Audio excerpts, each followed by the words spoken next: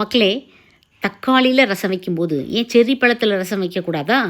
வீட்டுவிட்டே வெளியே போகாமல் உட்காந்துருந்தோம்ல கோவிட் டைமில், மண்டைக்குள்ள இந்த மாதிரி ஐடியாலாம் 4 செர்ரி பழங்களை வச்சு ரசம் வச்சேங்க. செம்மையாக இருந்துச்சு.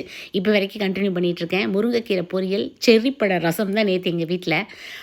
உப்பு மஞ்சத்தூள் போட்டு நல்லா க்ளீன் பண்ணிவிட்டு ஒரு 15-20 பழங்களுக்கு பார்த்திங்கன்னா ஒரு 1/2 லிட்டர் அளவுக்கு தண்ணி வச்சுட்டு, நம்ம சாதாரணமாக ரசத்துக்கு கலக்கிறதா மிளகு, சீரகம், உப்பு, பெருங்காயம், மஞ்சத்தூள் மட்டும் போடல. கடுகு, கருவேப்பிலை, வரமிளகாய் எல்லாம் போட்டு தாளித்து செய்தார்கள் தமிழக்கா.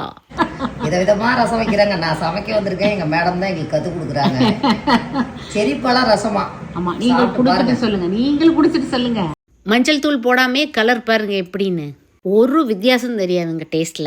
தமிழக்கா என்ன சொல்கிறாங்கன்னு பார்க்கலாம். புளிப்பு தூக்கலாக இருக்கும், தண்ணி மட்டும் அளவாக வைக்கணும். அப்பா வேற லெவலுங்க. சாதா ரசம் வைப்போம்ல, புளி ரசம், வெறு ரசம், அப்படி புளி ரசம் இந்த மாதிரி வைப்போம்ல, அதே டேஸ்ட் தாங்க இருக்கு. வேற எந்த மாற்றமும் அதில் இல்லை. செரி பழங்கள் இருந்துச்சுன்னு வச்சுக்கோங்களேன், தக்காளி பற்றி நான் கண்டுக்கவே மாட்டேங்க. சாம்பாருமே இதில் வைப்பேன். நீங்களும் ட்ரை பண்ணி பாருங்கள். Stay healthy.